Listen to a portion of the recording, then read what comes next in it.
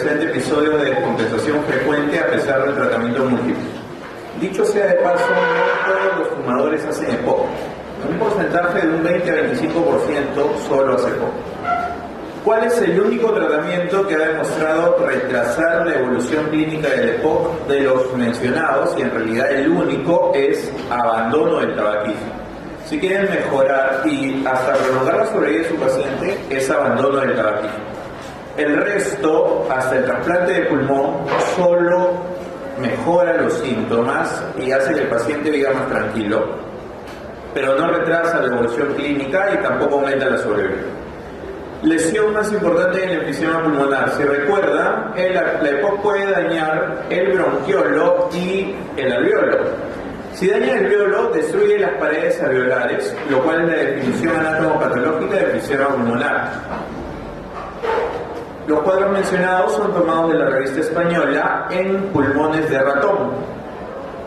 El cuadro A demuestra un pulmón normal y B, C y D son cortes de alveolo sometidos a humo de tabaco a dosis progresiva.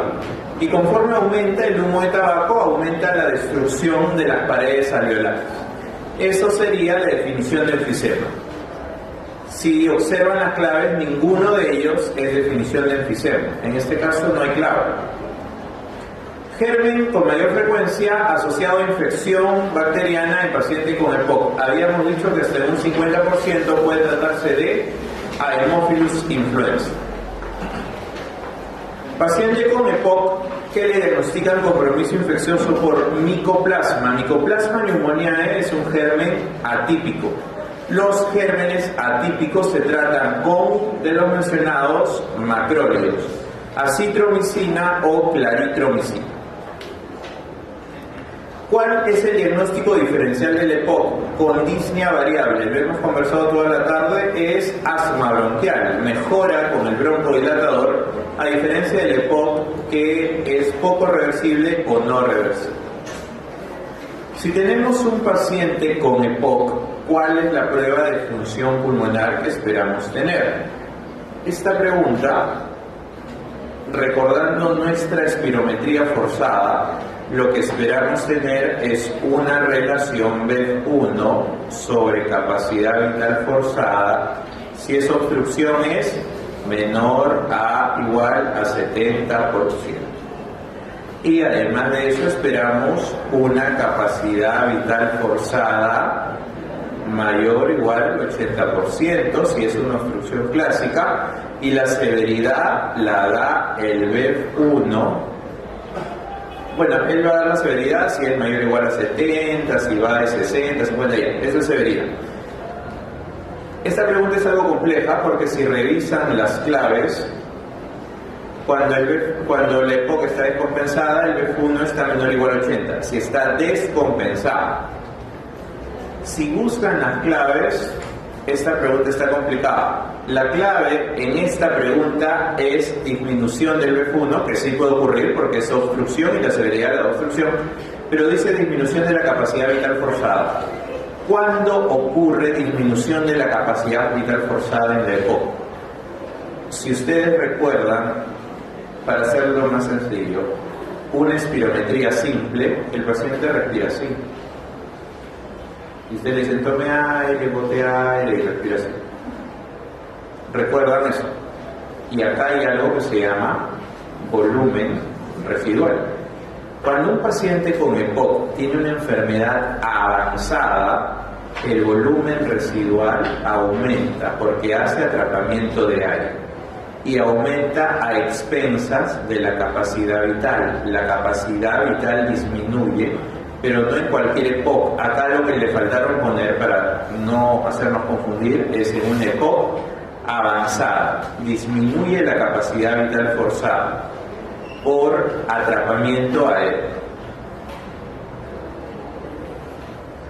Neumonía adquirida en la comunidad. Según la normativa 2010 de la Sociedad Española, eso es lo básico para ustedes. Neumonía es la infección pulmonar producida, en este caso tenía en la comunidad, en el ambiente. ¿Cuál es la causa o el patógeno más frecuente de neumonía siempre? neumococo, pero hasta en un 50% de los casos, 40-50% de los casos, nunca se llega a saber qué germen produjo la neumonía. ¿Por qué es importante eso? Porque no vamos a esperar el resultado para decir si es hemófilus le damos tal cosa, si es pseudomonas le damos tal fármaco. No, vamos a dar un tratamiento empírico de acuerdo a la clasificación que demos en neumonía. Los síntomas son inespecíficos, el diagnóstico lo vamos a hacer en base a los signos, síntomas, pero en realidad lo que buscamos es una infección de vías respiratorias bajas con compromiso del estado general. Tos, expectoración, fiebre, malestar general, pero ahí tiene que haber una manera de demostrar lo que sospechamos. Si sospechamos que hay neumonía, tenemos que encontrar un infiltrado. Ustedes diagnostican neumonía si es que encuentran un infiltrado en la radiografía de tórax. Si ustedes tienen todos los síntomas de neumonía y no hay infiltrado, dos cosas, o no es neumonía, o es una neumonía intersticial, que en realidad da un infiltrado intersticial y deberían observarlo. Pero los síntomas de neumonía sin infiltrado pueden corresponder a una bronquitis, una exacerbación de POC, cualquier cosa, pero no neumonía. Ustedes diagnostican neumonía con infiltrado. Sea un infiltrado lobar, como la radiografía del lado izquierdo, y es la clásica neumonía, o en este caso es un infiltrado alveolar difuso, como o bronconeumonía, como le quieran llamar.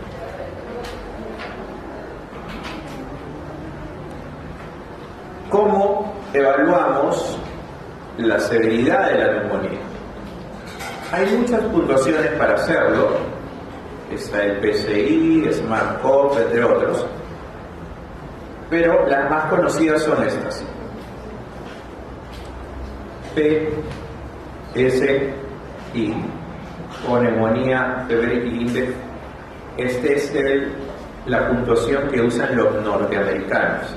La pueden usar ustedes si quieren en el celular y tiene más de 20 variables y es muy compleja de aprender. O la que inventaron los británicos, URB 65, la más fácil de aplicar. Son las iniciales de confusión, valor de urea, frecuencia respiratoria, presión sanguínea y 65 años. La presencia de cualquiera de ellos le da una puntuación de 1, por lo tanto la máxima puntuación es 5. 0, ¿y por qué es importante esto? Porque si la puntuación es de 0 a 1, puede tratarse en su casa. Si la puntuación es de 2 a 3, necesita ser hospitalizado en un piso de medicina. Y si es de 4 a 5, ese paciente va a la UCI porque tiene una alta probabilidad de ir mal. Por eso es que aplicamos URB 65, para no hospitalizar pacientes por gusto. Y si ustedes están haciendo internado, aplíquenlo a sus pacientes con neumonía y van a ver de verdad que hay pacientes que no deberían estar hospitalizados. Lo que mencionábamos, a pesar del uso de las técnicas diagnósticas, solo en un 50% de los casos llegamos a saber quién está produciendo la neumonía. Por lo tanto, con ese dato, el tratamiento inicial es empírico para dar el tratamiento de la neumonía. ¿Cómo se trata una neumonía? Si el tratamiento es ambulatorio, el paciente tiene un curso 65 de 0 a 1, está tranquilo, no tiene problemas, podemos dar una quinolona, levofloxacino o ciprofloxacino, por 5 a 7 días y nada más. O podemos usar amoxicilina ácido clavulánico más macrólidos, igual, por 7 días. Todos por vía oral. No es necesario que hay que ponerle una ampolla, todas esas cosas que a veces recomiendan, o que el paciente llega y le va a decir, cuando estén haciendo su segundo, doctor, tengo neumonía, me han dicho que necesito ampolla. No. Si el paciente es ambulatorio, es suficiente vía oral. Y aún si lo hospitalizan, el paciente va a sala de hospitalización. ¿Qué requiere? Pueden darle una cefalosporina más amoxicilina clavulánico o amoxicilina clavulánico más macrólido, o pueden darle levofloxacino solo y el paciente puede usarlo por vía oral, inicia endovenoso, después lo pasan a vía oral, después a su casa.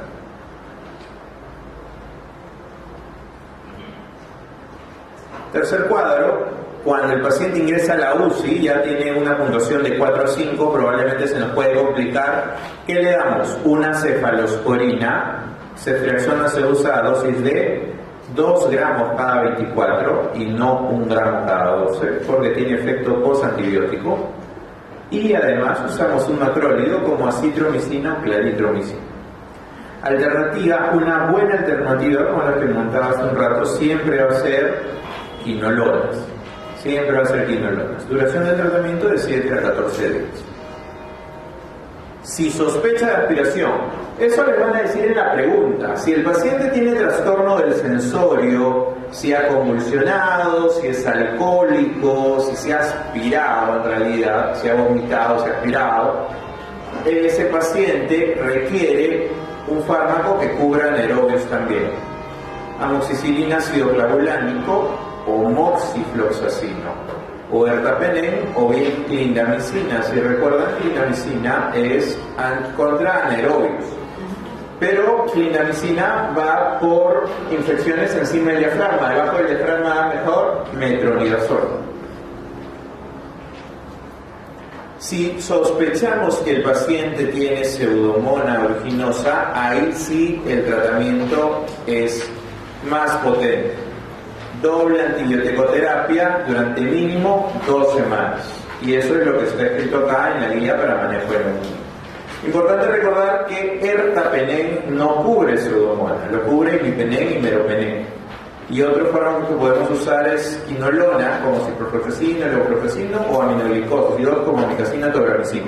Si ustedes están en su hospital y sospechan que el paciente tiene pseudomonas, ¿con qué empiezan?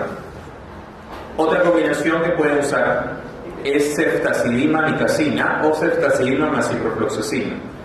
Esa combinación también es aceptada para cubrir pseudomonas. ¿Cuál es el agente causal más frecuente de neumonía atípica? Atípica es Mycoplasma pneumoniae o Chlamydia pneumoniae. Tratamiento, macrólidos.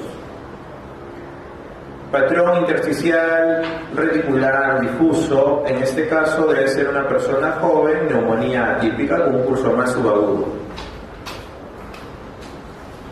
Causa más común de formación de bulas en el pulmón de los niños.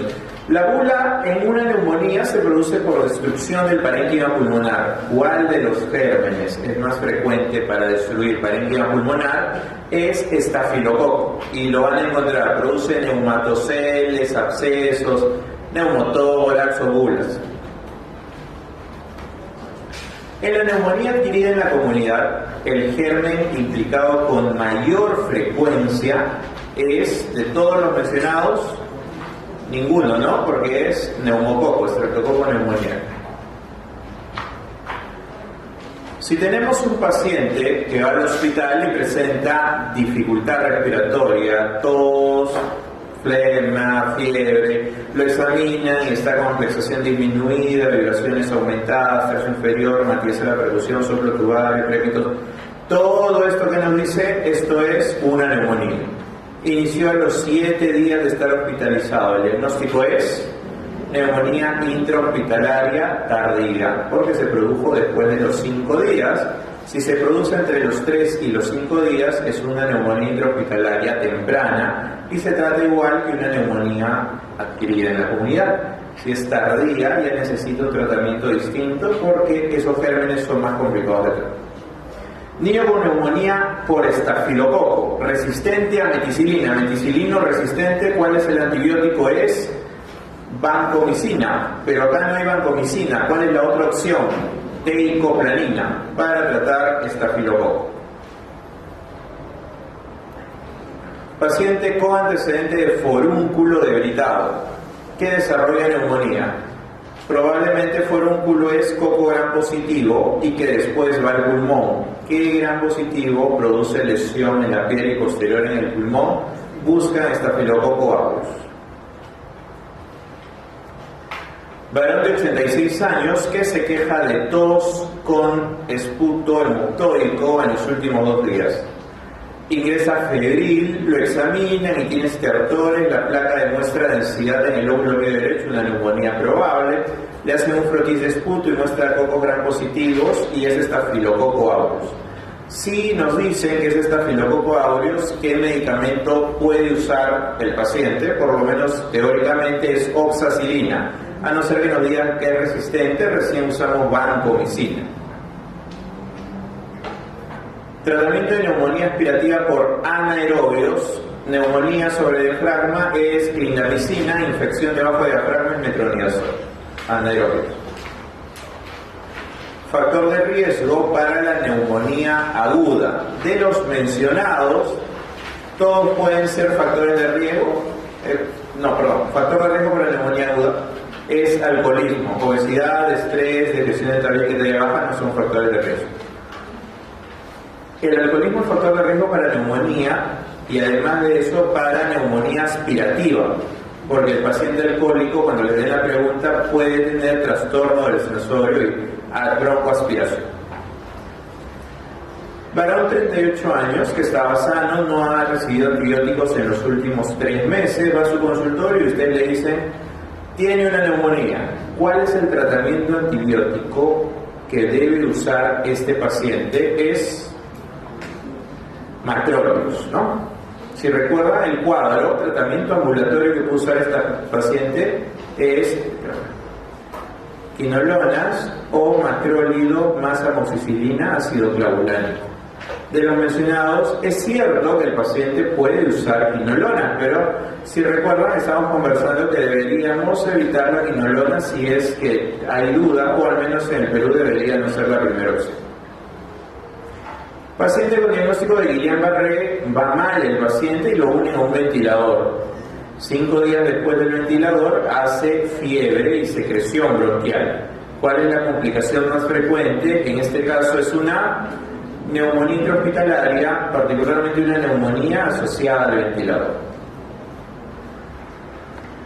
Agentes patógenos de neumonía adquirida en la comunidad son los siguientes, excepto neumococo, Haemophilus y Moraxella son los 3 más comunes. Legionella y Mycoplasma son de la comunidad, aunque son más raros. Pseudomonas es intrahospitalaria. Paciente con neumonía, la presencia de lesiones cavitadas, o sea, tiene un hueco en el pulmón. ¿Quién destruye el pulmón de los mencionados? El estafilococo aureus. Agente etiológico más frecuente de la neumonía extrahospitalaria en el adulto, es la misma pregunta, solo que de otra manera, es neumococo. Si tienen una neumonía por pseudomonas, ¿cuál es la terapia antibiótica que le van a dar a su paciente mientras esperan el resultado? Tienen que darle fármacos que cubran pseudomonas. De los mencionados, ¿cuál es?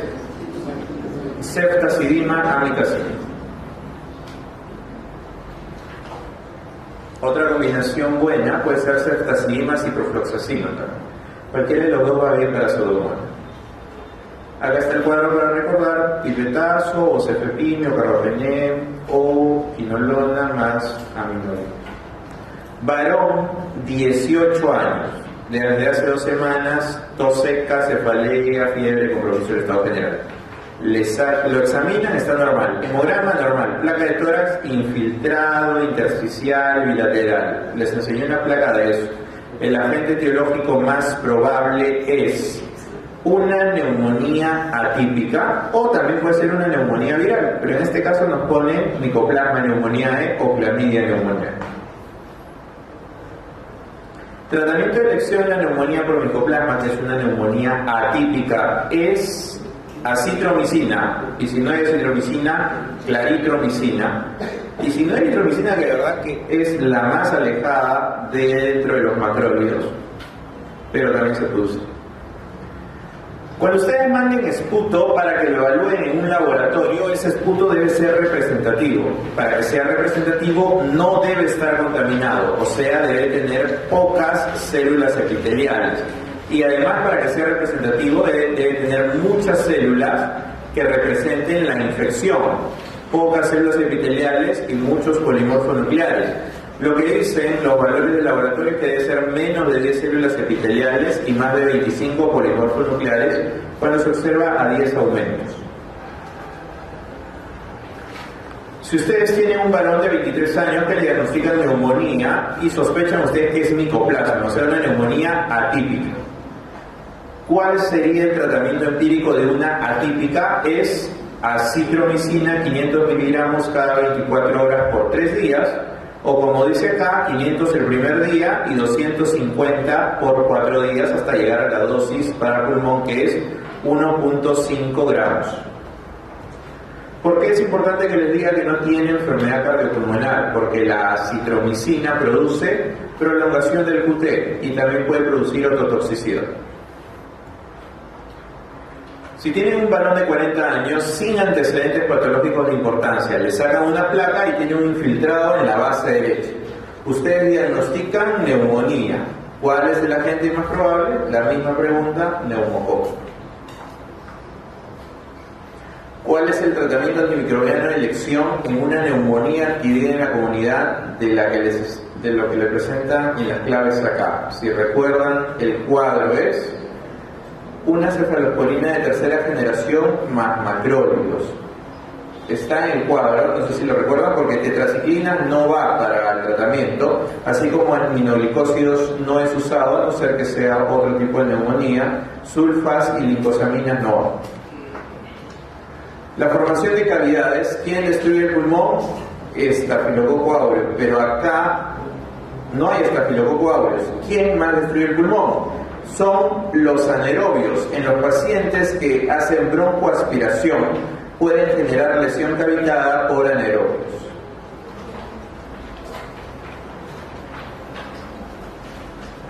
Para hablar de tuberculosis necesariamente vamos a usar la norma peruana. Última actualización, año 2013. La tuberculosis pulmonar es la infección pulmonar por Mycobacterium tuberculosis. Ustedes así no vayan a ser neumólogos, van a ver tuberculosis alguna vez en su vida o muchas veces en su vida. Las definiciones que da la norma dice caso probable de tuberculosis, una persona que tiene síntomas y signos. Incluye a los sintomáticos respiratorios a quienes debemos descartar tuberculosis. Tos y expectoración por más de 14 días, vayan a dejar su beca para descartar tuberculosis. ¿Quién tiene tuberculosis?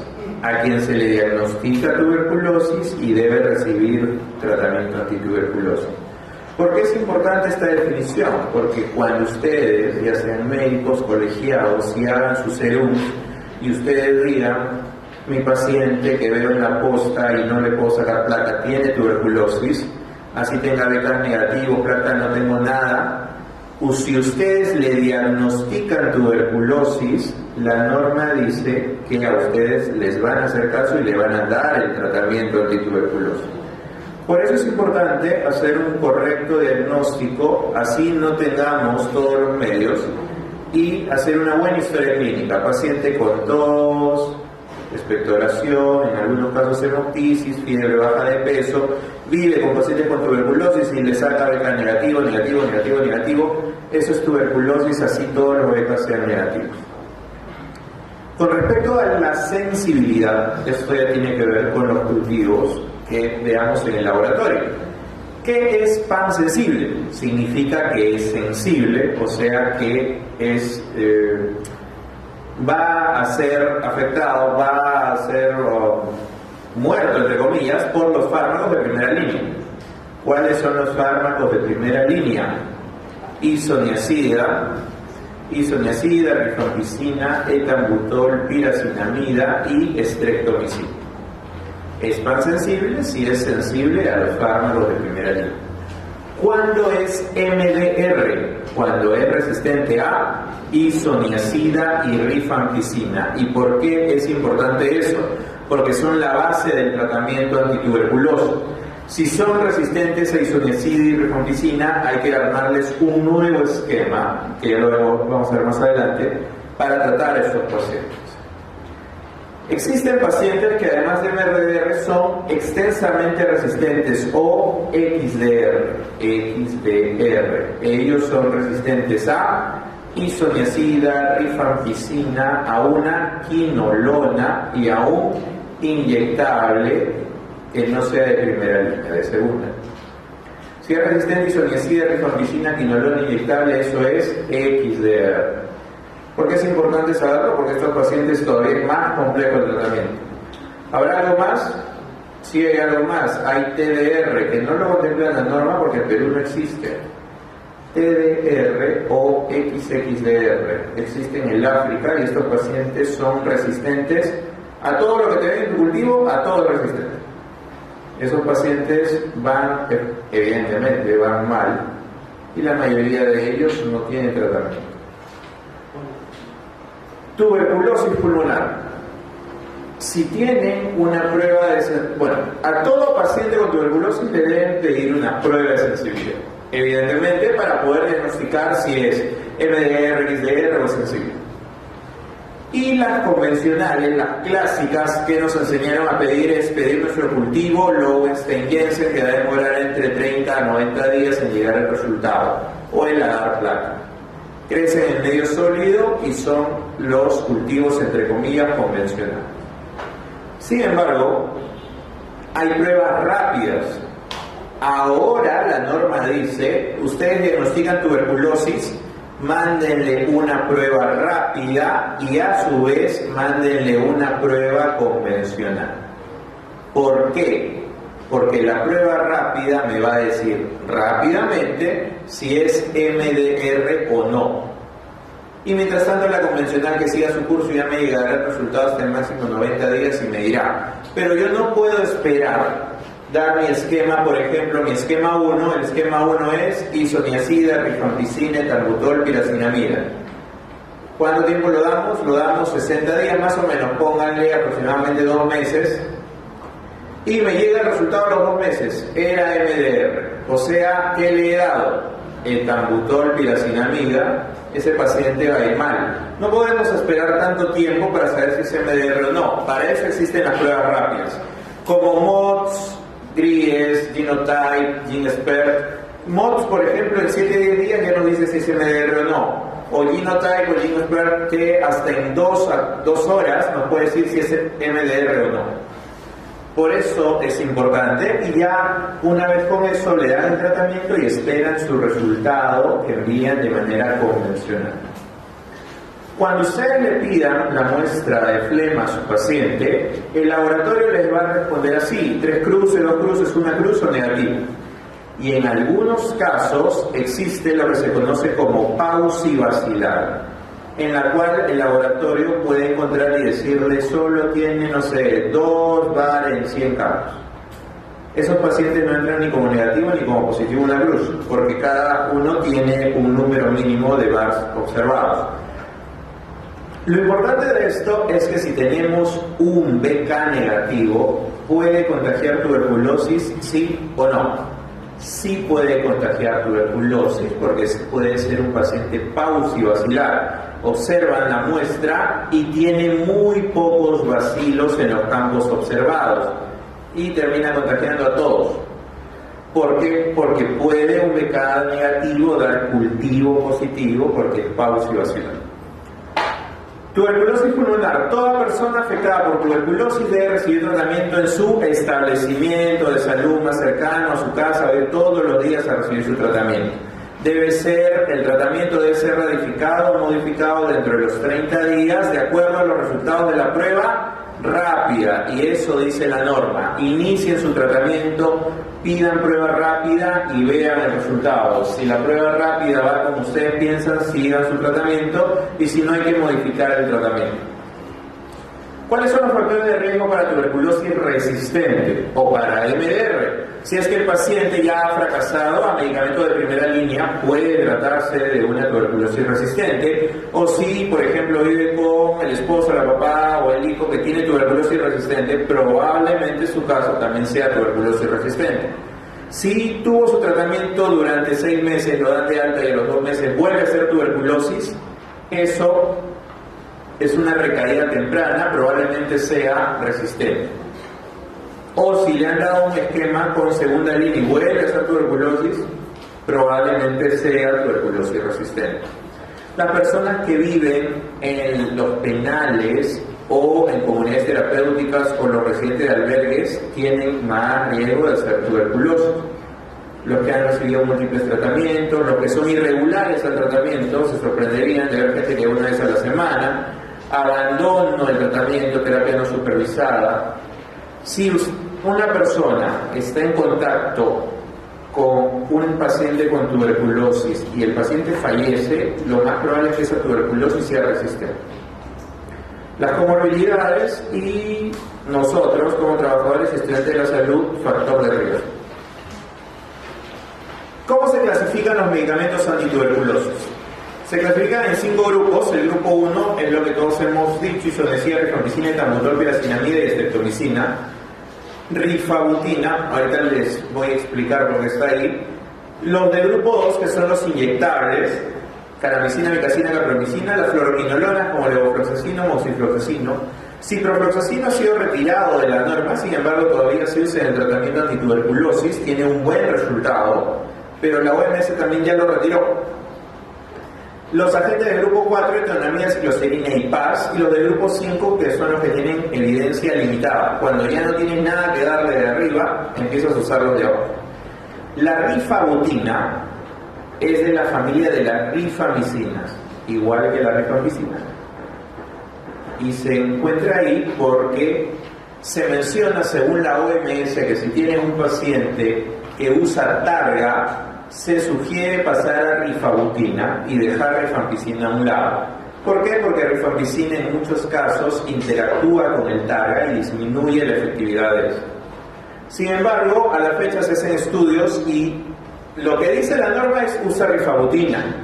Lo que dicen los estudios y lo que estamos aplicando es sigue usando rifampicina y cambia el targa para que no interactúe con la rifampicina y tu paciente se beneficie de rifampicina. No olvidemos que isoniazida y rifampicina son la base del tratamiento antituberculoso. Si tenemos un paciente con tuberculosis sin infección HIV, va a recibir 6 meses de tratamiento, 2 meses diario, y la segunda fase 4 meses, 3 veces por semana. No se olviden que es 3 veces por semana, ya no es 2 veces por semana. Esto se cambió hace poco. Si el paciente tiene infección HIV, en ese caso va a recibir 9 meses. ¿Por qué? Porque la norma lo dice así, porque los estudios dicen que es igual a 6 meses, pero la norma dice 9 meses para estar seguro. 2 meses diario y 7 meses solo isoniazida, rifampicina. ¿Qué es el esquema estandarizado? Es cuando ustedes tienen un paciente en muy mal estado y tiene factor de riesgo, ustedes dicen, este parece MDR, pero como no tienen tiempo de esperar la prueba, por algún motivo le inician un tratamiento estandarizado. ¿Cuál es el tratamiento estandarizado? Es el que se menciona acá: etambutol, piracinamida, levofloxacino, canamicina, etonamida, cicloserina diario, por un mínimo de 18 a 24 meses. Y el esquema empírico al final es muy similar al esquema estandarizado. El esquema empírico, en términos sencillos, es cuando tienen incompleta su prueba de sensibilidad. Por ejemplo, tienen un resultado de prueba rápida que les dice que es tuberculosis resistente. Todavía no les llega la prueba convencional. Entonces le van dando su esquema empírico que le dice esto es MDR, le voy dando mi esquema empírico mientras me llega la prueba convencional. Otro es, tienen tuberculosis resistente según su sensibilidad convencional, pero fíjense, solo les ha llegado a primera línea, o sea, también está incompleto. Si está incompleto, le voy dando mi esquema empírico y espero el resultado final. O si el paciente, el caso más fácil, es empírico, su papá tiene tuberculosis resistente, la mamá tiene tuberculosis resistente, y el hijo hace tuberculosis, probablemente será resistente, se inicia esquema empírico. El esquema individualizado es el mejor esquema de todos y para eso hay que tener la prueba convencional de fármacos a primera y a segunda línea. Ahí vemos a qué es resistente, a qué es sensible y le damos el mejor tratamiento. Con respecto a tuberculosis perinatal, Ante la sospecha de tuberculosis congénita, se debe realizar una radiografía de tórax al paciente y tomar muestras para vaciloscopía y cultivo. Recordar que el paciente pediátrico por debajo de 6 años difícilmente va a dejar una muestra de flema, le hacemos una muestra de aspirado gástrico. Si el examen de recién nacido es normal, lo primero que van a hacer es no vacunarlo con BCG. ¿Por qué? Porque la BCG puede alterar el PP. No lo vacunan con BCG y le inician quimioprofilaxis con isoniazida. Sospechan que la mamá tiene tuberculosis, pero el niño está sano, le inician isoniazida y se lo van a dar por 6 meses. Les estoy resumiendo 6 meses porque acá habla de 3 meses y después hacer PPD. Hay un pequeño problema, el PPD ya no llega al Perú porque ya no se está produciendo en Europa. Si ya no llega a Perú, lo que hay que hacer es darle isoniazida 6 meses al paciente de manera profiláctica. Eso lo producía una entidad nacional, si no me equivoco, de Suecia o de Dinamarca, producía el PPD, hasta que lo compró un laboratorio más grande y ya no produce el PPD. Y ya no hay PPD, ya no está llegando, así que tratamiento 6 meses. En la tuberculosis infantil, siempre que sospechen tuberculosis en un niño, busquen qué adulto se lo contagió, porque el niño no va a salir solito a la calle a hacer sus cosas. Normalmente es en la familia o en los vecinos que le han contagiado tuberculosis. Y así es como encontramos el contacto de tuberculosis infantil y le damos el tratamiento también. No solo se basa en los síntomas o en la clínica, hay que ver la epidemiología, el estudio inmunológico, entre otros. La tuberculosis recibe el mismo tratamiento, pero le corregimos la dosis por kilo de peso. Ahora vamos a ver la corrección. Si tenemos una paciente gestante, ¿cuál es el tratamiento? Los medicamentos de primera línea pueden utilizarse vía oral, los medicamentos orales. ¿Cuáles son los orales? El esquema 1, isoniazida, rifampicina, etambutol y piracinamida. El diagnóstico de tuberculosis sensible no contraindica la lactancia materna. La mamá puede dar de lactar a su bebé con mascarilla y no hay problema. Si es resistente, la norma dice que ahí sí no debería dar de lactar. Los pacientes que reciben esquemas que incluyen rifampicina también interacciona con los anticonceptivos orales. Debe decirle a su paciente cuando vaya a su control a los esquemas de los que van a métodos anticonceptivos. Y es importante porque dicen, más lo dicen los historiadores y algunos clínicos antiguos, que la tuberculosis o la infección tuberculosa aumenta el deseo sexual, y dicen que es así. Factor de riesgo asociado a tuberculosis resistente y MDR. La infección HIV incrementa el riesgo de tuberculosis MDR. Recién nacido a término, pesa 3,5 kilos, tiene un buen Apgar de 9 y la mamá hace poco hizo BK2 cruces con hemoptisis. O sea, la mamá tiene tuberculosis, pero el niño parece que no tiene tuberculosis.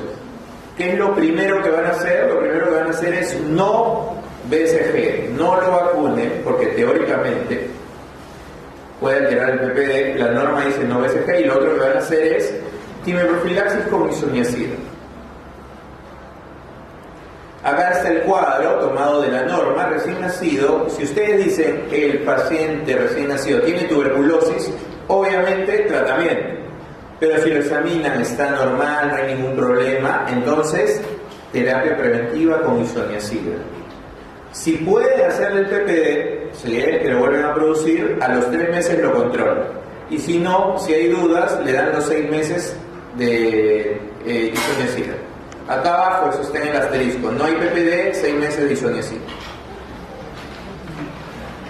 Respecto a la terapia de tuberculosis pulmonar, en fase 1, ¿cuál es la dosis de isoniazida para el adulto? Es 5 miligramos por kilo y para el niño es 10 miligramos por kilo. ¿Por qué el niño recibe más que el adulto? Porque el niño es acetilador rápido y rápidamente desactiva la isoniazida, por lo tanto el niño recibe 10 miligramos por kilo. Acá está la dosis, isoniazida es 5, rifampicina es 10, etambutol es 20 y piracinamida es 25. ¿Cuál falta? Estreptomicina, lo ubican acá en el medio, estreptomicina. ¿Y qué valor falta en la asociación? 15. Estreptomicina es 15. Mujer de 20 años que hace tos, hemoptisis, baja de peso, la evalúan ustedes y tiene beca 2 cruces. Tiene un cultivo pendiente, pero ustedes, como ya leyeron las normas en su prueba rápida, y es resistente a isoniazida rifampicina. Si es resistente a isoniazida rifampicina es MDR. Paciente varón 44 años con antecedente de tuberculosis va a la emergencia por hemoptisis, o sea, está tosiendo sangre de la vía respiratoria. Una de las primeras medidas es sedarlo. Ustedes están de guardia y llega tosiendo sangre a alguien y delante de ustedes tose 1 litro de sangre. ¿Qué es lo primero que van a hacer? Ustedes ya hacen guardia, ¿no? Algunos. ¿Qué es lo primero que hacen? Les llega la emergencia. Le ponen una vía para comenzar, ¿no? Lo primero que le hacen es le ponen una vía. Lo segundo, a ver, si quieren acá le hacemos el RP. Lo primero que le van a poner es NPO y lo segundo que le van a poner es una vía. Después hay que quitarle la tos. ¿Con qué le quitan la tos? De los mencionados, codeína es un fármaco de acción antitusígena central, le quita la tos. Codeína viene en ampolla de 60 miligramos cada 8 horas. Un derivado de la codeína es el dextrometorfano, también se puede usar. Y además de bajarle la tos, hay que parar el sangrado. Usamos un fármaco procoagulante, es ácido tranexámico en ampolla, o lo que le dicen transamin, ¿no? Ácido tranexámico en ampolla viene de 1 gramo la ampolla cada 8 horas endovenoso. Ha demostrado disminuir los días de sangrado y ha demostrado disminuir el volumen de hemoptisis. La tuberculosis MDR es cuando el bacilo es resistente a isoniazida rifampicina. Paciente de 20 años, en tratamiento irregular con tuberculosis. Presenta dolor y disnea. Diagnóstico es neumotórax. Ustedes tienen una paciente con tuberculosis que probablemente ha hecho un hueco en el ápice y ese hueco se reventó a la cavidad pleural. Neumotórax. Y si le produce shock es porque es neumotórax de tensión, ¿no? En los niños menores de 2 años con tuberculosis, el hallazgo radiológico más frecuente que van a ver es adenopatías ciliares o mediastinales. Es lo más frecuente que van a encontrar. Difícil que le encuentren el infiltrado, el infiltrado difícil. ¿Cuáles de los siguientes exámenes confirman el diagnóstico de tuberculosis pleural con derrame? Acá nos dirigen hacia el derrame. ¿Cuál confirma el diagnóstico de tuberculosis en el derrame? El ADA lo sugiere, pero para confirmar es biopsia pleural. ¿Cuál de las siguientes drogas es más efectiva para erradicar las cepas de Mycobacterium intracelular? Y no solo intracelular, ¿cuál es el fármaco que mejor actúa intracelular, extracelular, gaseoso? El que actúa en todo lugar es rifampicina, actúa en todo lugar, en cualquier lesión. Mujer de 20 años con tratamiento farmacológico anti-TBC que desde hace 3 meses recientemente cursa con disminución de agudeza visual. Pérdida de disminución entre el color rojo y verde. Eso se llama neuritis retrovulvar y es producida por etambutol. ¿Cuándo se considera falla al tratamiento de un paciente con TBC? Esta pregunta es bien compleja. ¿Por qué? Para que el paciente falle, para comenzar, por definición se debe tener un cultivo. Si es un paciente sensible y hace cultivo positivo al 4.º mes de tratamiento, eso es fracaso. O si el paciente es MDR y hace cultivo positivo al 6.º mes de tratamiento, eso es fracaso. O si el paciente es XDR y hace cultivo positivo al 6.º o al 8.º mes de tratamiento, eso es fracaso. Ahora, si el paciente al mes sigue mal, ustedes también lo pueden llevar al fracaso y no esperaron el cultivo. Por eso es que esta pregunta es un poco más complicada. Acá la que más se parece es esta. Recibe tratamiento completo y está negativo, pero vuelve a ser positivo luego de 3 meses. En este caso es fracaso, porque acabó los 6 meses y antes, o sea, acabó su esquema 1 y antes de los 6 meses vuelve a ser positivo, eso es fracaso. La dosis de rifampicina en el adulto, habíamos visto en el cuadro, es 10 miligramos por kilo. Efecto adverso más importante de isoniazida. Acá vamos a hablar de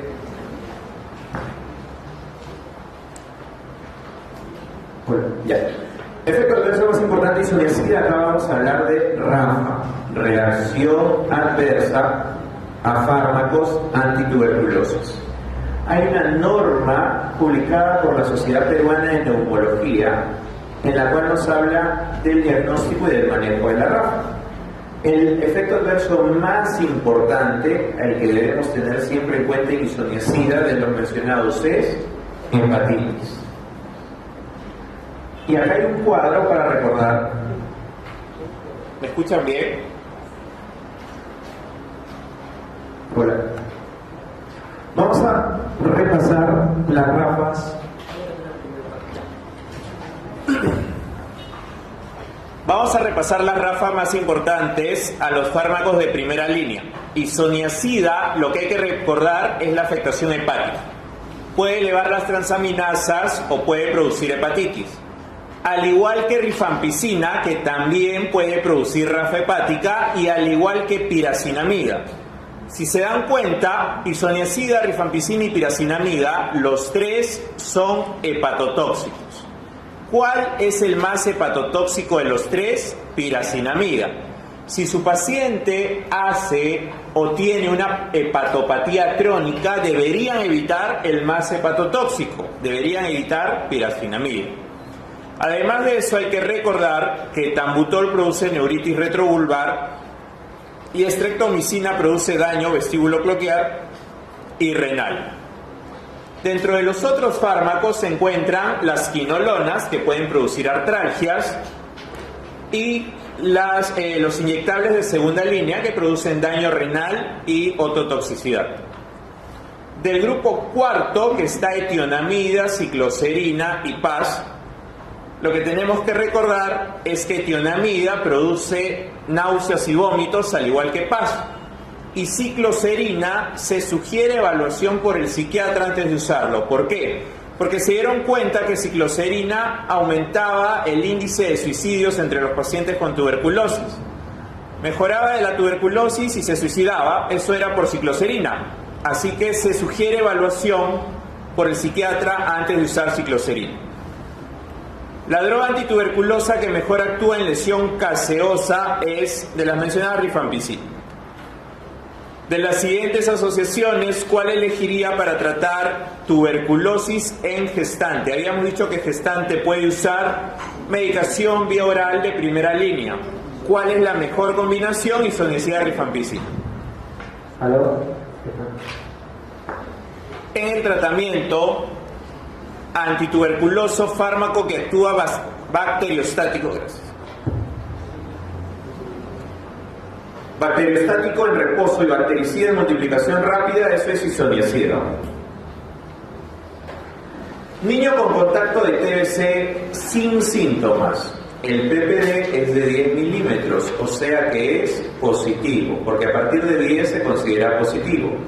Solo se considera positivo de 5 a 9 si es que el paciente pediátrico tiene algún grado de inmunosupresión, como trastorno linfoproliferativo, infección HIV, enfermedad renal crónica, entre otros. Pero para cualquier paciente mayor o igual a 10 es positivo. Le van a dar quimioprofilaxis. ¿Cuál es la dosis? 10 miligramos. ¿Cuánto tiempo? 6 meses. Tuberculosis infantil, valor de PPD positivo, 10 milímetros. Mujer 25 años con tuberculosis pulmonar, segundo mes de tratamiento, esquema 1 y sale embarazada. Según la norma, ¿dónde debe, cuál de las siguientes decisiones es la correcta? ¿Hay que suspender el tratamiento? No, porque puede recibir esquema 1 vía oral. Indicar aborto tampoco, no está indicado, el Congreso tampoco lo ha aprobado. Modificar el esquema tampoco, porque está con su esquema 1. Debe continuar el tratamiento. ¿Dónde lo continúa? En su centro de salud. En realidad esta pregunta, algo complicada, también se la transmitía a los encargados del programa de tuberculosis del Hospital Regagliati, y ellos consideran que debe ser en el centro de salud donde debe continuar su tratamiento. La paciente, si hay duda, va al hospital, la envían, le arman un nuevo esquema y la devuelven a su centro de salud, y ahí sigue recibiendo su tratamiento. Varón, 57 años, antecedente de alcoholismo, que desde hace 2 semanas le diagnostican tuberculosis pulmonar, BK positivo. Va a recibir isoniazida, rifampicina, etambutol, piracinamida. Si ha sido alcohólico, ¿qué hay que tener en cuenta? La función hepática, porque hemos visto que de los 4, 3 van a ir al hígado: bilirrubina y transaminasa. Según el Programa Nacional de Tuberculosis, a un paciente con tuberculosis activa y antecedente de haber recibido un tratamiento completo, ¿cuál es el mejor tratamiento para la tuberculosis? Es el esquema 1. Es mejor que el esquema para MDR, es mejor que el esquema para XDR. Siempre va a ser el esquema 1. ¿Dónde hay esquema 1? En la alternativa C. Varón de 27 años que desde hace 2 meses hace tos, fiebre, diaforesis y baja de peso. Ustedes lo examinan, tiene crépitos en el ápice derecho. La placa dice que infiltrado apical derecho. Ustedes sospechan de tuberculosis. ¿Qué le piden ante la sospecha de tuberculosis? BK en escudo. En el tratamiento inicial de la tuberculosis, ¿cuál de los siguientes fármacos no es de primera línea?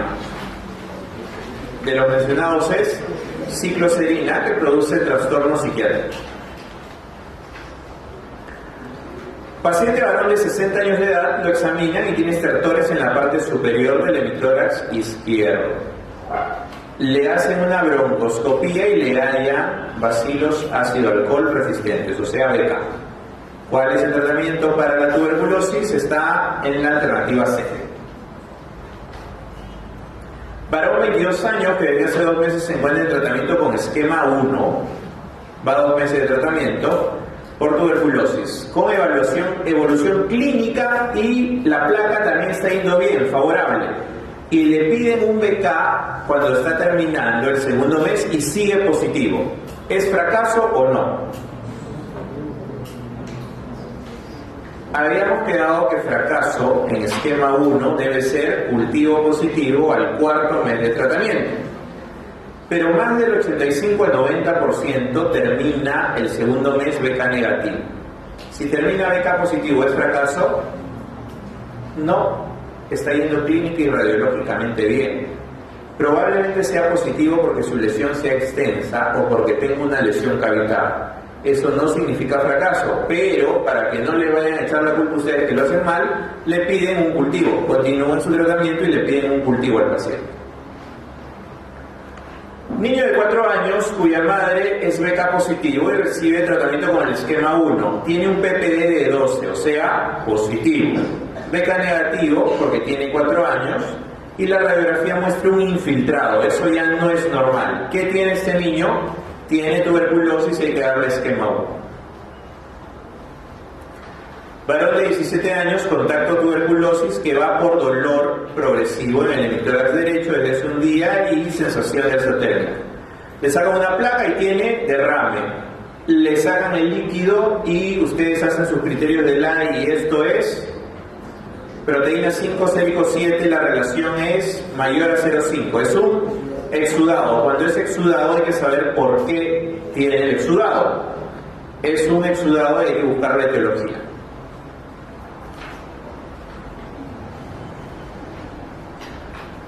El esquema de elección para el tratamiento de tuberculosis pulmonar es: buscan la alternativa de 2 meses con isoniazida, rifampicina, etambutol, pira, y 4 veces, 3 veces por semana. De los fármacos utilizados en el tratamiento, ¿cuál se asocia a neuritis retrovulvar? Lo vimos en otra pregunta, es etambutol. Mujer de 28 años, gesta 2 para 1, 001, se está gestando ahorita, tiene 32 semanas y además de eso es código blanco. está recibiendo targa, se diagnostica TBC pulmonar. ¿Qué fármaco no puede recibir? Puede recibir todos los vía oral, ¿no? Isoniazida, rifampicina y tarbutolpira. Piridoxina es indistinto, pero se indica en los pacientes que tienen algún riesgo de hacer neuritis por isoniazida. Y estreptomicina, que es una ampolla, está contraindicada en el primer trimestre del embarazo, acá está en las 32 semanas. La pregunta acá les quiere sugerir que no usen rifampicina. ¿Por qué? Porque en un paciente con targa le sugieren no usar rifampicina por el riesgo de interactuar con el targa. Le sugiere usar rifabutina, pero ustedes lo que hacen es que siga usando rifampicina y que le cambien el targa. Hablando un poco de tromboembolia pulmonar, la tromboembolia es que se desprenda un trombo y haga un efecto de émbolo en la arteria pulmonar. Por eso es tromboembolia pulmonar. Generalmente, ¿de dónde viene el tromboémbolo? De los miembros inferiores por encima del nivel popliteo. ¿Cuáles son los factores de riesgo? Y era lo que conversábamos. Es una, fisiopatológicamente debe haber estasis o inmovilidad, lesión endotelial e hipercoagulabilidad. Hipercoagulabilidad generalmente cuando es un cáncer y produce tromboembolismo como un síndrome paraneoplásico. Cuando ustedes tienen su paciente con tromboembolia pulmonar, le piden exámenes auxiliares para saber que ustedes están en lo correcto y que no es otra cosa. Le piden una placa y ¿qué esperan ver en su placa? No esperan ver nada, esperan ver una placa normal. Eso que nos han dicho de la joroba de Hampton, oligoemia local y todas esas cosas, es bien raro que lo vean. Ustedes piden una placa y lo que esperan ver es una placa normal. Y le piden un EKG. Y si le están buscando el S1Q3, T3, es bien raro también. Esperan un EKG normal. Eso es lo más común en tromboembolia pulmonar. Los otros hallazgos son mucho más raros para poder diagnosticar. ¿Qué hacemos con nuestro paciente con tromboembolia pulmonar? ¿No? Si es que llega a la emergencia y está inestable, hay que tratar de estabilizarlo, obviamente. Si no se pudiera estabilizar, hay que hacerle una ecocardiografía. La ecocardiografía nos va a decir si es que hay signos de sobrecarga del ventrículo derecho, lo cual apoya nuestro diagnóstico de tromboembolia pulmonar. Si logramos estabilizar al paciente, el mejor examen que podemos hacer en los hospitales es un angioTAC para poder observar el contraste en la arteria pulmonar y ver si es que hay alguna zona donde se tape el flujo. Si es positivo, ¿Qué hacemos con nuestro paciente con tromboembolia pulmonar? Si es que pensamos con una probabilidad intermedia o alta de tromboembolia, inícienle su anticoagulante. O sea, ustedes piensan que el paciente tiene un riesgo moderado o alto de tromboembolia, paciente, mujer, posoperada de cadera, que hace disney, dolor torácico, eso es TEP. Inicien el anticoagulante. En cambio, si el paciente tiene un riesgo bajo, hacemos un TEP. El dímero D es un producto de degradación de la fibrina. Y muchas veces le van a decir, su paciente sospechan que tiene TEP, pídanle dímero D. Si ustedes, cuando sean internos, residentes, asistentes, piensan que su paciente tiene una alta probabilidad de esto es TEP de todas maneras, no le pidan dímero D. ¿Por qué? Porque si sale negativo, no les ayuda en nada, ustedes van a seguir pensando que es TEP. El dímero D se pide cuando la sospecha es baja. Ustedes dicen, por ejemplo, este paciente es un fumador y me ha venido en la emergencia porque tiene tos, flema y ha tosido sangre. La posibilidad de TEP es baja. Entonces ustedes le piden dímero D para descartar. Si el dímero D sale negativo, lo mandan tranquilo a su casa, eso no es un TEP. Para eso sirve el dímero D. Si el paciente está estable hemodinámicamente, pueden iniciar una heparina de bajo peso molecular como enoxaparina o fondaparinus. Es mejor frente a la heparina no refrenada. Y no se recomienda un tratamiento fibrinolítico. Además de eso, si su paciente, por ejemplo, tiene un desorden cerebrovascular y no le pueden dar anticoagulante, lo que se recomienda es un filtro en la vena cava inferior. Pero lo básico, no se olviden, tromboembolia, se está formando un coágulo, hay que evitar que se siga formando, denle un anticoagulante.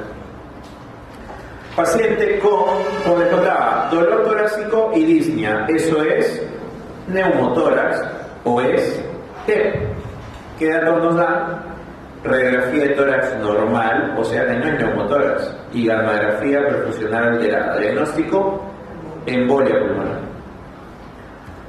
No se observa la embolia pulmonar. El paciente puede hacer fiebre, sí puede hacer fiebre, hace dolor torácico y hace disnea, y en algunos casos puede hacer hemoptisis. Lo que no hace son convulsiones. Una embolia pulmonar no presenta convulsiones. El método diagnóstico más adecuado para el diagnóstico de embolia pulmonar dentro de los mencionados, ¿qué nos mencionan? Placa, que va a salir normal, ecografía de tórax, que nos sirve para ver el espacio pleural, tomografía torácica, que nos sirve solo cuando hay contraste, si no hay contraste no nos ayuda, y resonancia magnética nuclear. La resonancia del pulmón no sirve, o casi no sirve, ustedes tienen que pedirlo con una muy buena indicación. La gammagrafía de perfusión o ventilación-perfusión era el gold standard para embolia pulmonar. Ahora lo que usamos es contraste. Angiotomografía, que dibuja la arteria pulmonar, se ve bastante bien, está acá. Y por acá viene el flujo de la arteria pulmonar derecha y acá está el coágulo que está tapando y produciendo una tromboembolia masiva. Acá también hay uno pequeño, pero es muy pequeño. Trombosis pulmonar tiene su etiología más frecuente en miembros inferiores, generalmente a nivel encima del popliteo, y lo que se ocurre es una trombosis venosa profunda y se suelta un trombo, funciona como émbolo, llega al corazón derecho y se enclava y produce una zona de infarto con base periférica. Tratamiento primario, ustedes piensan que eso es tromboembolia, hay que darle anticoagulantes. Si tienen una paciente mujer de 50 años, esta es la pregunta clásica, mujer 50 años posoperada, hace disnea y dolor torácico, ¿qué esperan ver en su placa? Nada, no esperan ver nada. Le piden la placa para estar seguros que está todo bien y que esté. Paciente hospitalizado en medicina que súbitamente hace disnea, palpitaciones, diaforesis e hipotensión. ¿Cuál es el diagnóstico más probable? En realidad esta pregunta es medio ambigua. Nos trata de llevar a que se trata de un TEP masivo. Sin embargo, esto también puede presentarlo si hubiera un infarto masivo, puede presentarlo, o si lo presentara un taponamiento cardíaco, por ejemplo, súbito. Varón de 65 años de edad, obeso, que bruscamente hace disnea, taquidia y dolor torácico. Al examen está sudoroso, esto parece ser TEP. Su corazón recorrido, pulmones normal. Le sacan el dímero D, que ya no está indicado, porque ustedes saben, si la sospecha es alta, no nos sirve el dímero D.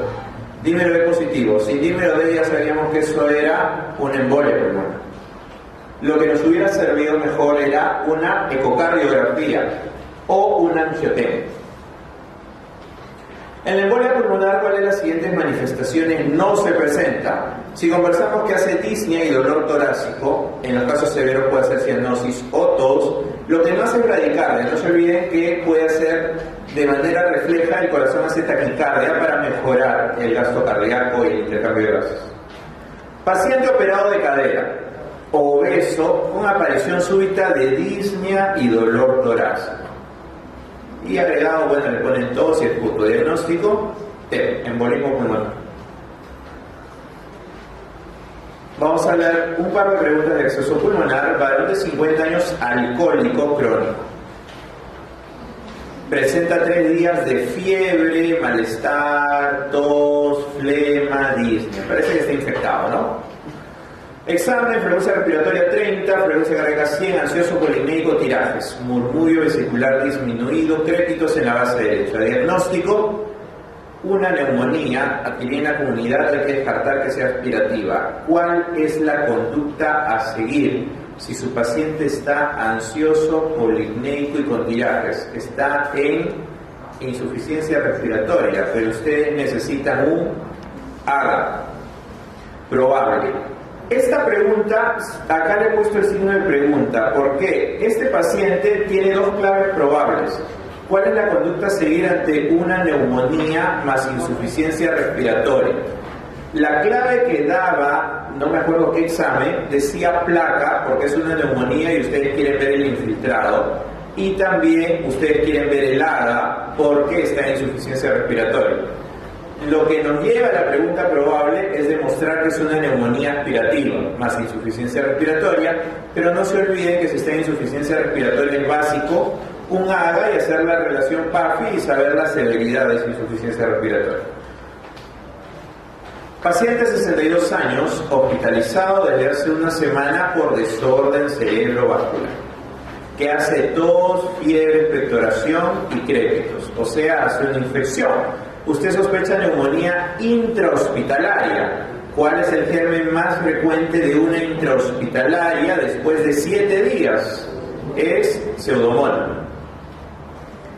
La vómica es característica de, bueno, eso ya lo saben ustedes, quiste hidatídico roto, ¿no? Porque si fuera un quiste hidatídico simple o no complicado, no habría ni un síntoma, solo el hallazgo radiográfico. La imagen o el esquema de acá y la radiografía de acá lo que demuestra en el lado derecho es un quiste hidatídico simple, no roto o no complicado. ¿Y cuál es el síntoma? Generalmente ninguno, una placa hace el hallazgo. A diferencia del quiste hidatídico roto, que produce la vómica, que es la expectoración de un líquido salado, como clara de huevo, que en ocasiones puede ir con hemoptisis, y que en algunos casos produce una reacción alérgica al contacto con la piel. Y acá pueden ver quiste hidatídico no complicado, quiste hidatídico roto.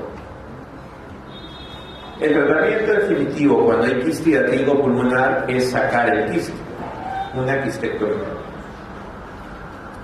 Varón 47 años, fumador pesado alcohólico, que va por tos, fiebre, expectoración, dolor torácico. Le sacan ustedes una placa y confirman lo que pensaban, que tiene una neumonía lobar derecha.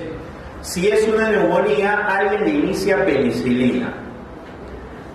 A las 72 horas sigue la fiebre y el compromiso general. ¿Cuál es la causa más probable de la evolución desfavorable? Para comenzar, una neumonía, si recuerdan la norma, en ningún lado dice tratemos con penicilina. ¿Cuál es la causa más probable? Acá en realidad pueden ser varias causas. Puede tratarse por ser alcohólico y todos los síntomas que sea una neumonía aspirativa. Sin embargo, también puede ser una neumonía complicada con acceso que la penicilina no cubre, o puede ser un empiema pleural que la penicilina no cubre, entre otros. Varón 25 años que después de un episodio convulsivo, trastorno del sensorio, hace fiebre, tos y flema. Ustedes sospechan que hace neumonía, les examinan y tiene condensación de la base derecha. Eso es neumonía probablemente aspirativa, porque ha hecho trastorno del sensorio. ¿Qué germen está asociado a la neumonía aspirativa? Anaerobios. Pastor, 25 años, nacido, procedente de Chupaca, presenta tos, expectoración abundante, líquido blanquecino, rasgos de sangre. Hace 2 años un familiar hizo un cuadro similar. Diagnóstico probable es quiste hidatídico roto. Esa es la historia de la vómita. Varón 32 años que desde hace 5 días presenta tos, expectoración herrumbrosa, luego purulenta. Hace fiebre y dice, ustedes lo examinan, está febril, taquicárdico y tiene soplo tubario. Tiene una neumonía, está saturando el 85%. Se hospitaliza. ¿Y cuál era el tratamiento de la neumonía que hemos leído de todo lo que dice ahí? Es quinolona, o si no es amoxicilina clavulánico más un macrólido, ¿no? Lo que menciona acá tendría que ser macrólido, que le falta la amoxicilina clavulánica. Unas cuantas palabras sobre neoplasias pulmonares. Para comenzar, las neoplasias malignas son mucho más frecuentes que las benignas. ¿Por qué es importante conocer el cáncer del pulmón? Si ustedes juntan el cáncer de próstata, el cáncer de estómago y el cáncer de páncreas y suman todas esas muertes, igual no le gana al cáncer de pulmón. El cáncer de pulmón mata más. Y el problema con el cáncer de pulmón es que mayormente lo agarramos en la fase tardía.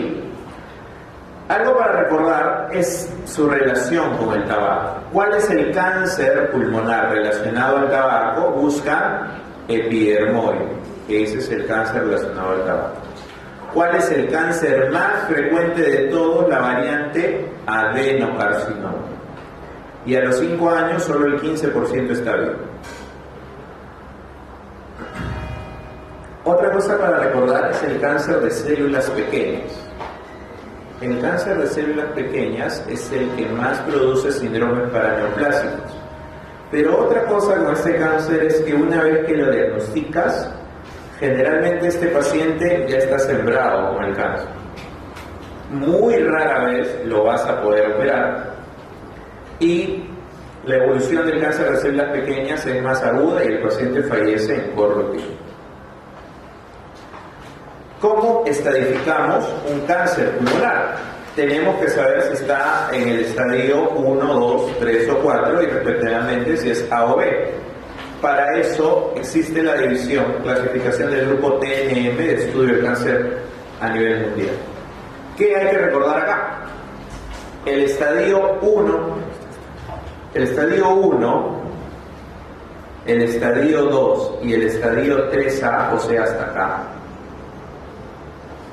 Todo eso se puede operar. 3B y 4 ya no se puede operar. El estadio 4 siempre es metástasis. El estadio 4A es metástasis al pulmón contralateral o a la pleura. Por eso es que el derrame pleural maligno significa que ese cáncer ya es estadio 4. Ustedes encuentran el derrame por cáncer, ya pueden decir estadio 4. Y el 1B es cuando ya hace metástasis a otro lugar. ¿A qué lugar hace metástasis el pulmón? Hueso, hígado, suprarrenales, cerebro.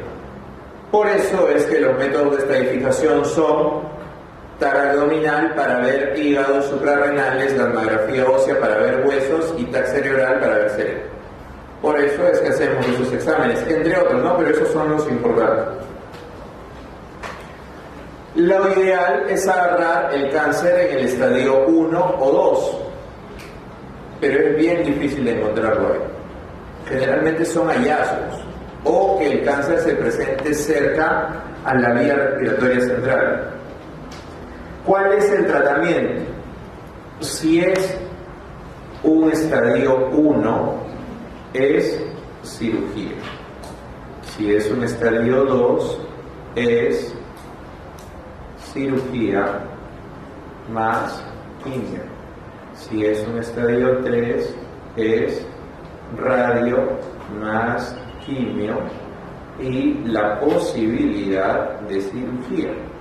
Y si es un estadio 4, es quimio más biológico. Así más o menos es el gráfico de cómo se trata el cáncer pulmonar. Entonces, ¿cuál es el ideal? Agarrarlo temprano para poder operarlo y que se cure.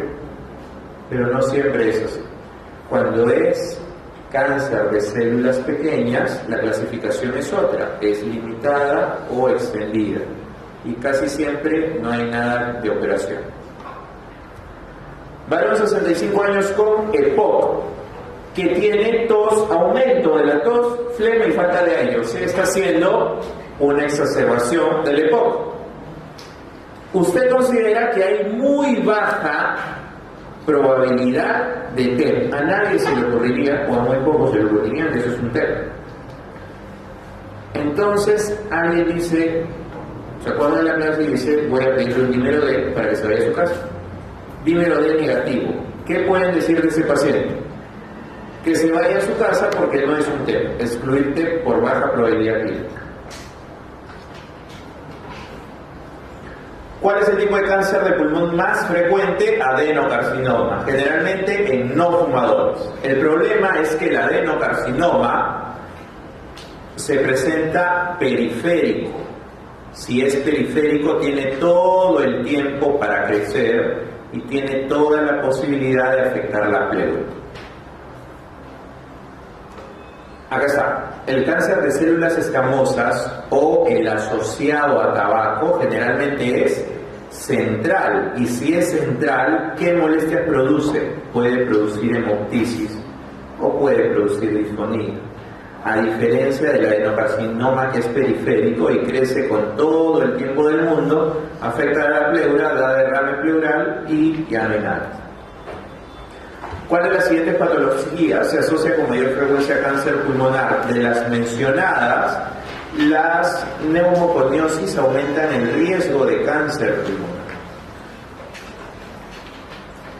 Enfermedad asociada a la patología de Lambert-Eaton o síndrome miasteniforme de Lambert-Eaton es un síndrome paraneoplásico en el cáncer de pulmón de células pequeñas.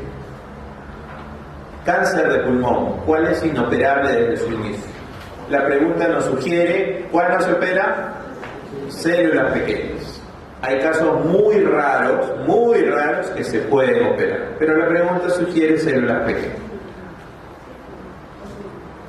¿Cuál de las siguientes patologías es la causa más frecuente de síndrome de vena cava superior? Eso lo vamos a ver en un gráfico. Es cáncer broncogénico o cáncer de pulmón. Y acá está. Es un pulmón del surco superior que oprime la vena cava superior, que es el drenaje venoso de cabeza, cuello y miembros superiores. Por lo tanto, ¿qué esperan ver en el paciente? Una incurgitación de la yugular, edema de la cara, del cuello, del tórax superior, de miembros superiores. Y acá está la explicación: oprime el drenaje, síndrome de vena cava superior. Hombre fumador con imagen en ilio pulmonar derecho que presenta baja de peso, tos, hiperpigmentación y hipocalemia. Está haciendo síndrome paraneoplásico y eso se ve frecuentemente en un cáncer de células pequeñas. Con respecto al tabaco, señale lo falso.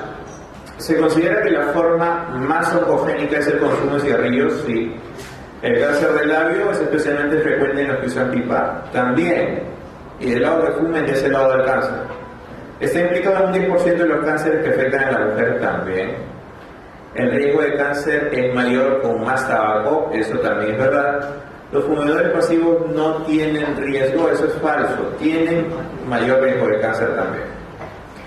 Minero con tos y disnea, lo examina y le encuentran el murmullo vesicular disminuido, le hacen una toracocentesis y tiene líquido hemático.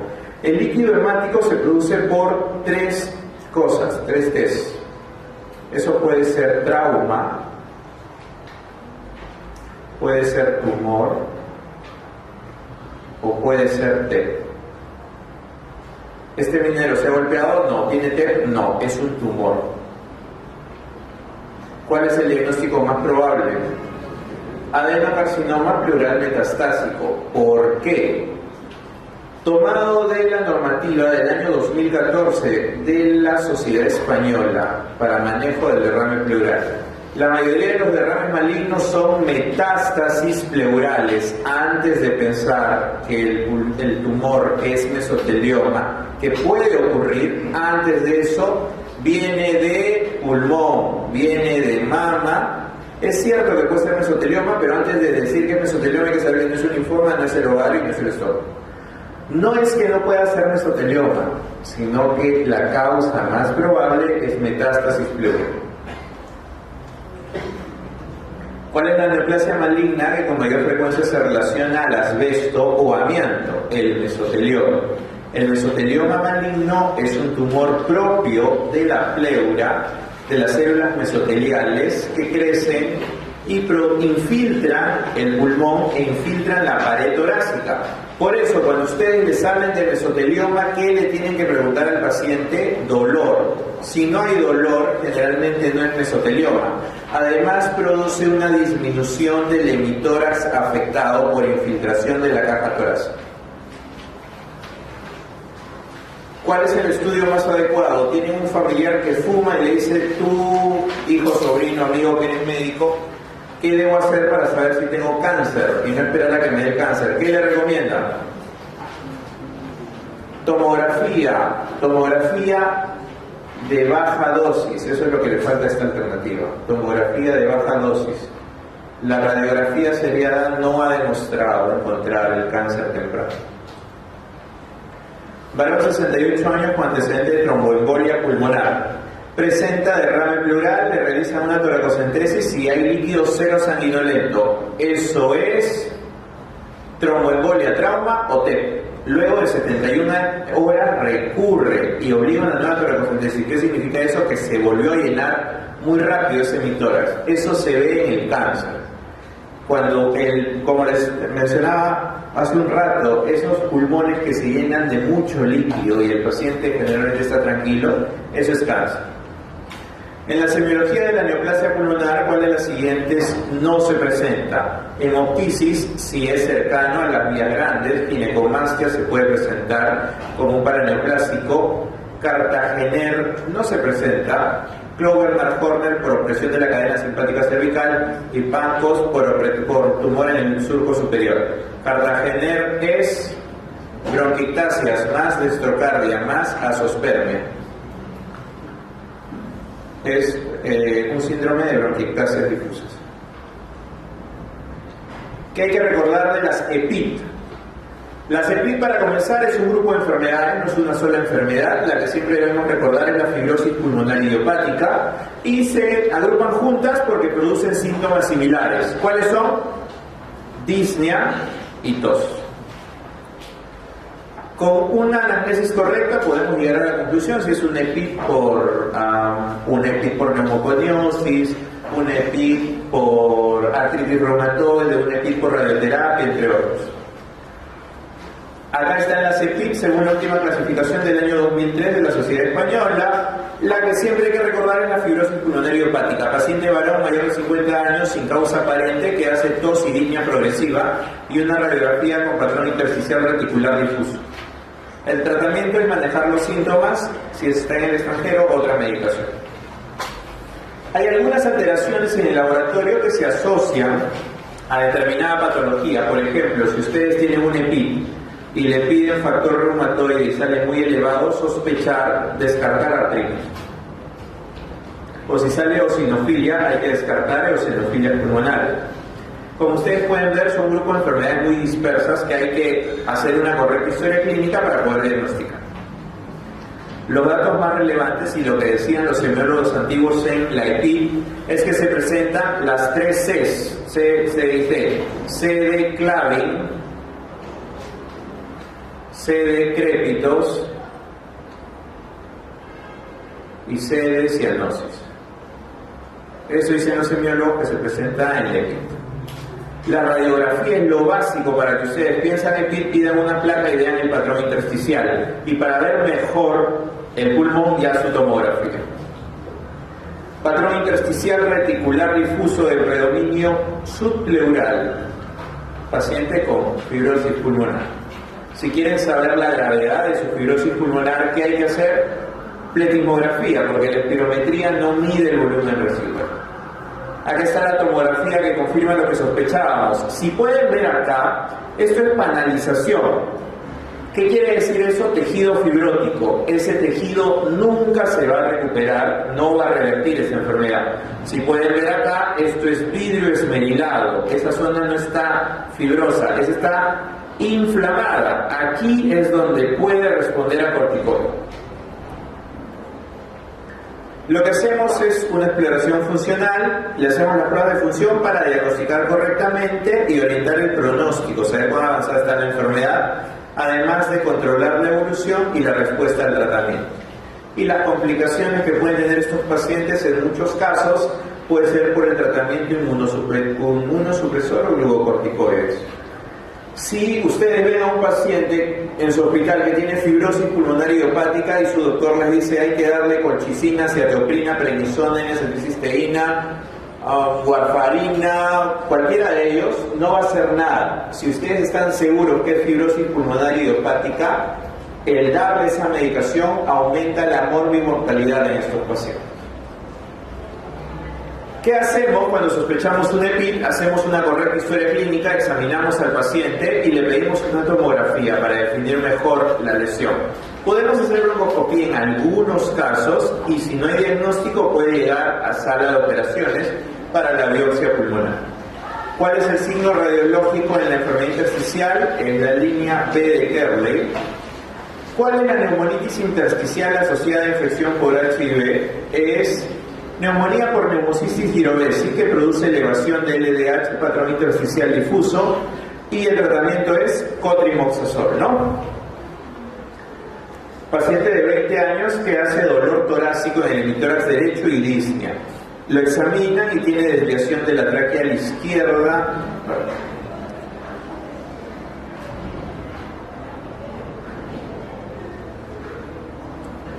Dolor del lado derecho, acá hace dolor y disnea. Lo examinan y tiene desviación, la tráquea está hacia la izquierda. Ampliación disminuida, matidez y abolición del murmullo en el lado derecho. O sea, esto empuja a eso para allá. ¿Cuál es el diagnóstico? Derrame pleural. ¿Cuál es la glándula implicada en la fisiopatología de la fibrosis quística? Es la glándula sudorípara. La fibrosis quística, la afectación está a nivel del CFTR, que es el canal que transporta el cloro. Esta afectación es más común en la raza aria y lo que va a determinar la sobrevida del paciente es la afectación pulmonar. Si el paciente puede hacer afectación pancreática, reproductiva, entre otros, pero si se afecta el pulmón, le acorta la sobrevida del paciente. En una contusión pulmonar severa, o sea, tienen un pulmón que se ha golpeado y acá hay sangre que ocupa ese lugar, esa sangre produce una alteración en la ventilación y se manifiesta por hipoxia, hipercapnia y acidosis respiratoria, porque es una contusión severa. En relación a las micosis pulmonares, son enfermedades raras.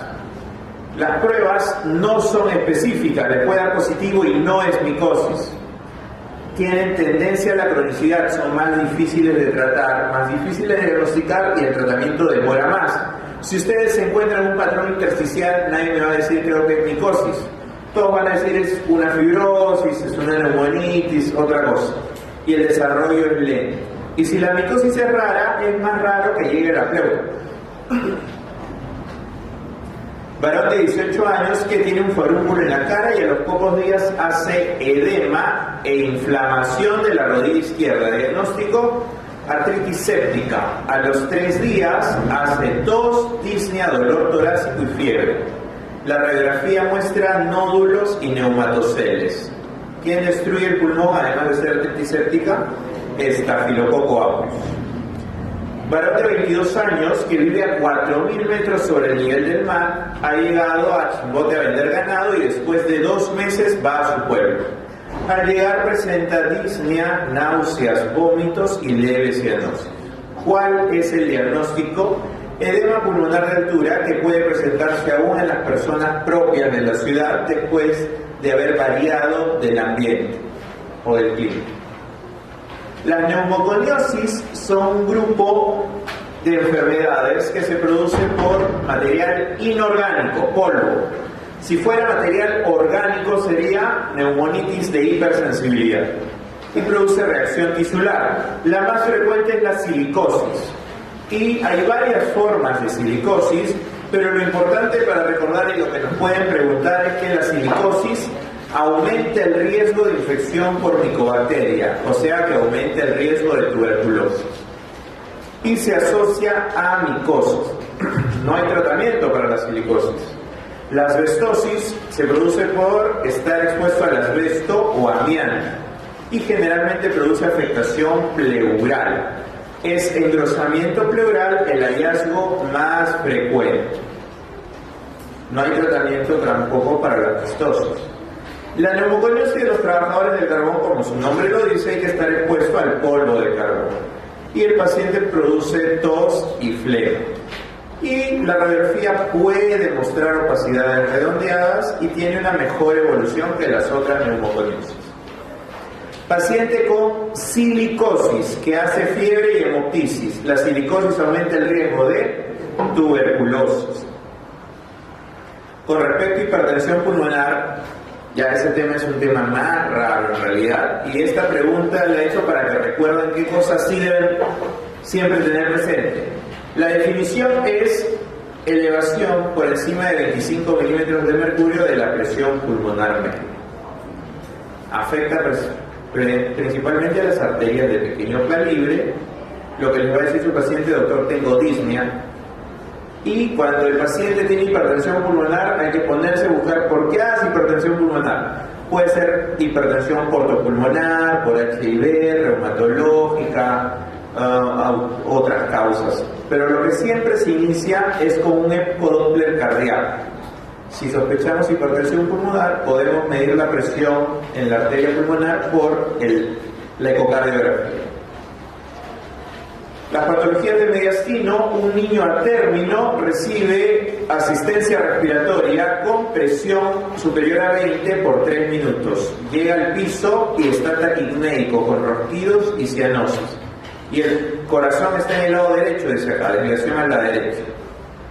El tórax asimétrico y está hipoventilando el lado izquierdo.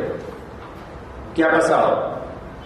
Ha hecho un barotrauma por elevada presión y ha hecho un neumotórax. Causa más común de síndrome de vena cava superior, eso ya lo vimos, es carcinoma del lóbulo superior derecho.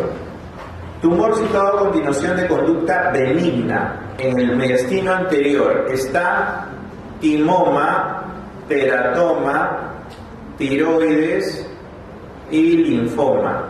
¿Cuál de los cuatro es el benigno? Es el timoma. Malformaciones pulmonares es otro tema raro, y acá esta pregunta está hecha para lo que tienen que recordar. Son originadas en defectos del crecimiento broncopulmonar. Comprenden la malformación adenomatosa quística, el secuestro pulmonar, el quiste broncogénico y el enfisema lobar. Son poco frecuentes comparadas con las enfermedades respiratorias y a veces son un hallazgo. El paciente está normal, le sacan una placa y tenía una malformación. Lo que debemos hacer siempre es que un paciente haga neumonía a repetición. Podría tratarse de una malformación pulmonar congénita. Podría tratarse de una malformación pulmonar congénita. En nuestro medio, ¿cuál es la causa más frecuente para que un paciente tosa sangre? Es tuberculosis o la secuela de tuberculosis.